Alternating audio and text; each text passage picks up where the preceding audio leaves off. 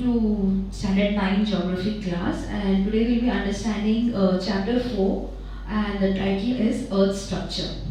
Okay, so under this topic we are going to cover these subheadings: interior of the Earth, crust, mantle and core, these three concentric layers, its characteristics, its composition and how it varies from each other. We'll also check how have we gained the knowledge that what is crust made up of, or what is core made up of, or what is mantle made up of. All this information we have gathered through the various experiments. So we'll check for it. Then we'll also check these three layers vary in its density, temperature and pressure conditions. We'll check for the core as an inner core which is solid in nature, so what is the reason for it. And we'll check for two theories, one is continental drift theory and the plate tectonic theory. Okay, so here we have this Earth structure. Earth structure is made up of inner core and outer core which makes up the core.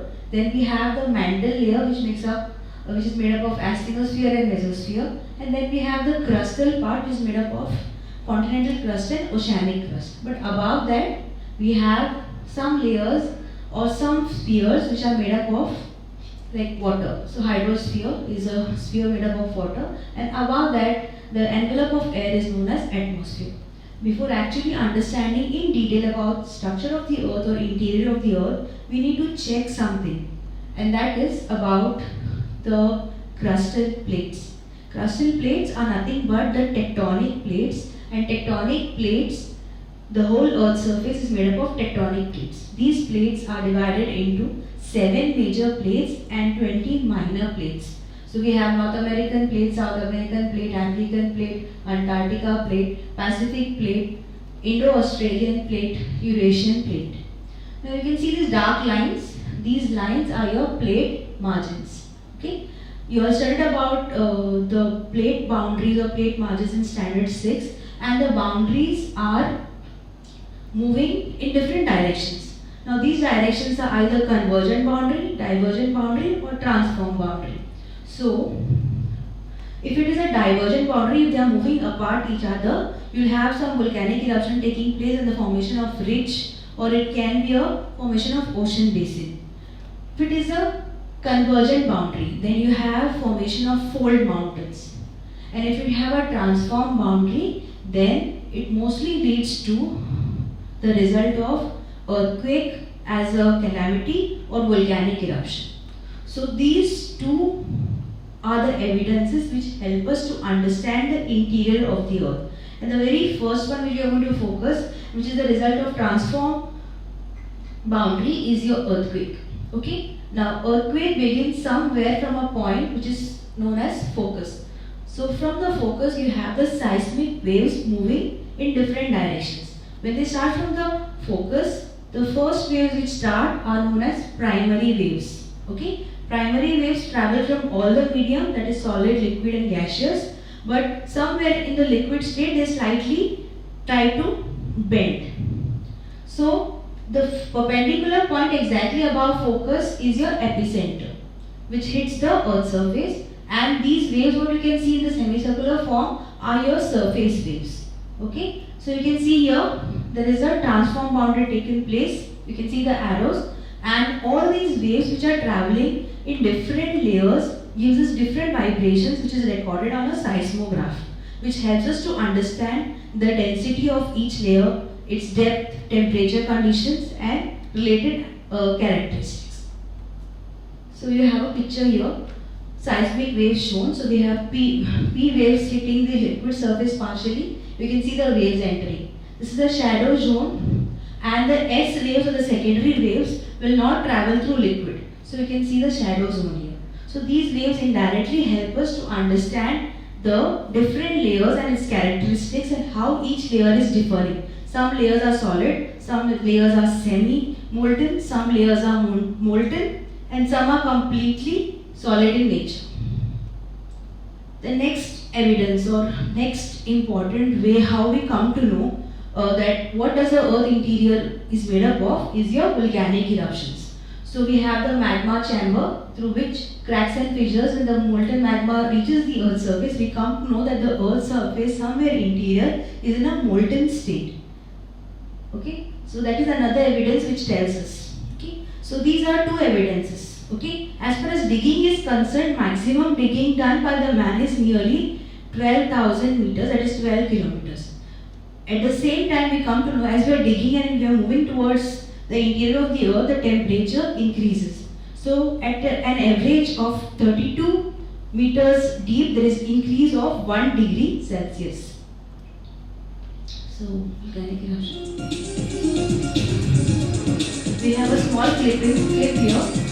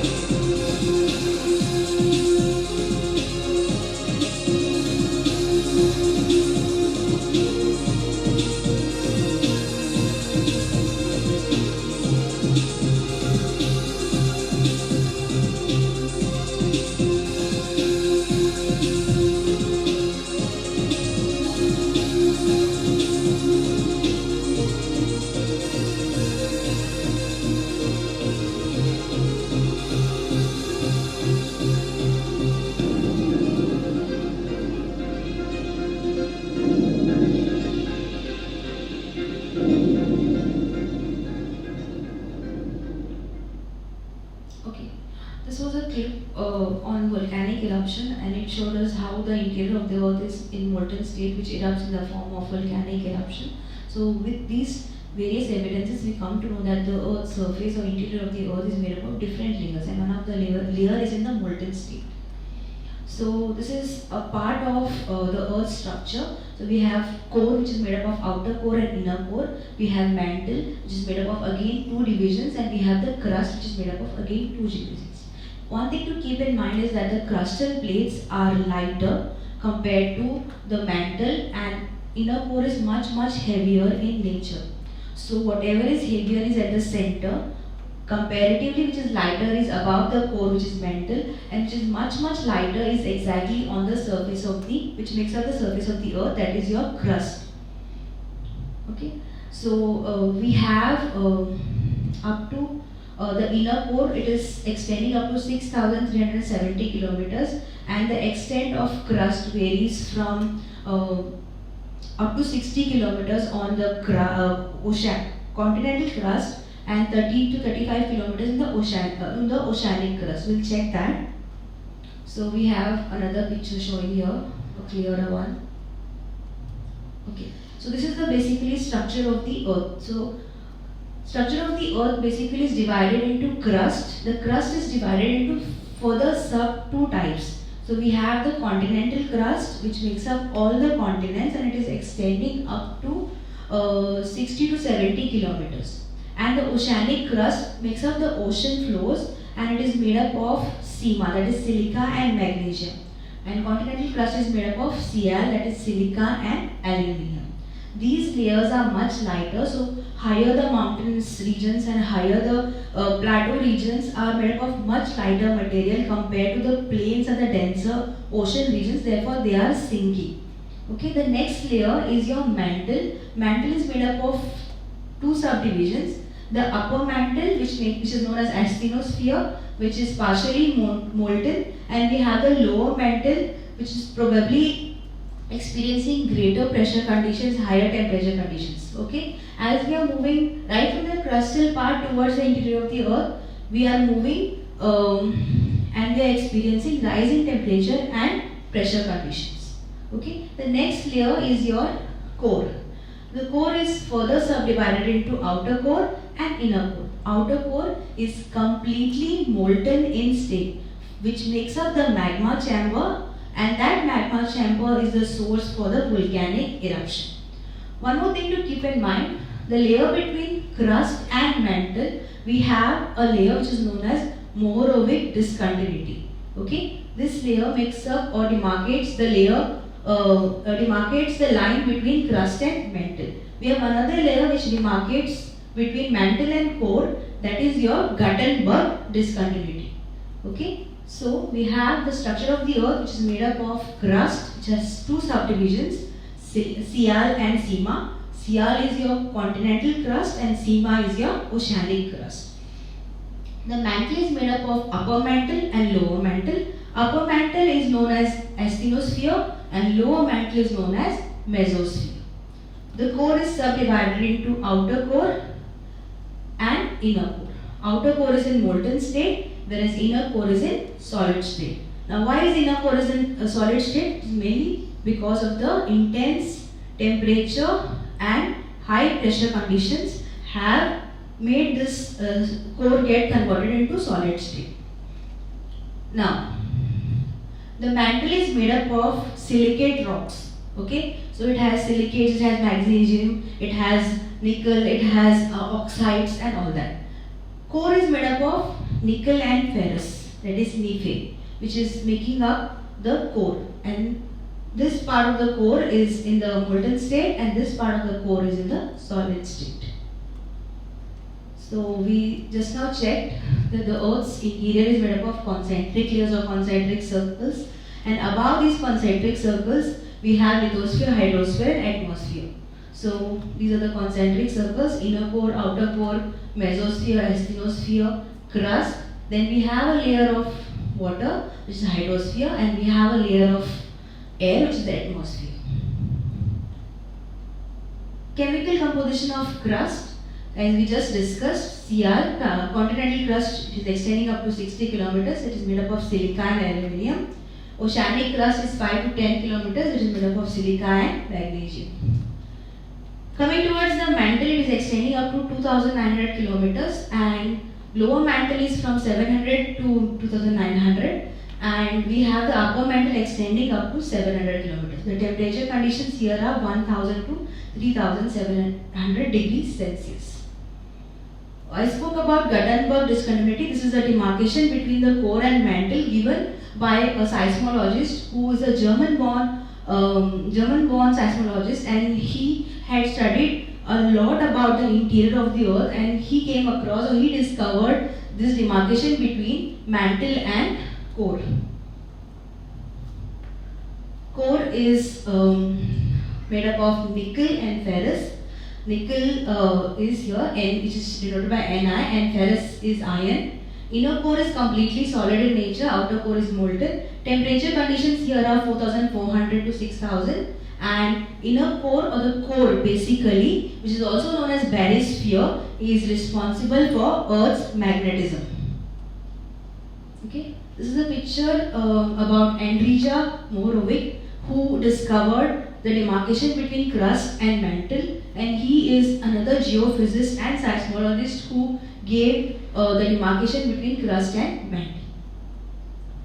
Okay, coming towards the continental drift theory. Now this theory was put forth by Alfred Wegener somewhere in the year 1912, and according to him the whole earth surface was made up of one landmass, and this was somewhere 250 million years ago, and there was one ocean which was known as Panthalassa.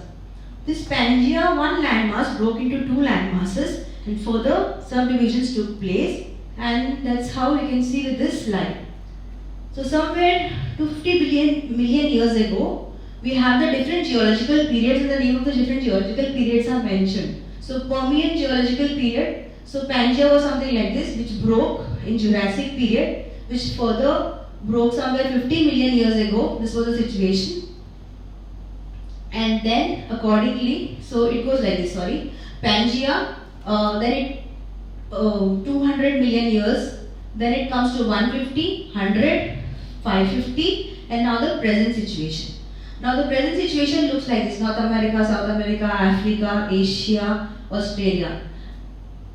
Does it mean that the continents and oceans will remain there where they are? They are still moving. Okay, the movement is still continuous, and this can be judged as the plate boundaries are moving, leading to the formation of fold mountains, rift valleys, trenches also. Okay, so that was about the continental drift theory. Now the continental drift theory is also supported by another theory which is known as plate tectonic theory. This theory was introduced by Tuto Wilson somewhere in the year 1963, which says that the whole Earth's surface is made up of major tectonic plates, which I discussed earlier, and you can see these arrows, blue arrows. They are moving either some places apart from each other, some places they are moving towards each other. You can see here in India it's moving towards each other, so it's leading to the formation of fold mountains. If it is moving apart from each other, it will mostly lead to the formation of ocean ridges also. Okay, so that is about the major plate tectonic theories. These two theories, that is the plate tectonic theory and the continental drift theory, makes us understand that the plates are moving. The transform boundary especially leads to the natural calamities like earthquake and volcano, and that helps us to understand the interior of the earth. So a quick recall, what we were trying to understand today, chapter 4, earth structure, standard 9 geography. Interior of the earth is made up of crust, mantle and core. We were trying to understand how crust is divided into continental crust and oceanic crust. Mantle is divided into upper mantle and lower mantle. Core is divided into inner and outer core. Then we were talking about the Mohorovic discontinuity and the Gutenberg discontinuity. Then we also spoke why the inner core is solid in nature and the outer core is molten in state. We spoke about two theories, that is continental drift theory and plate tectonic theory. Thank you.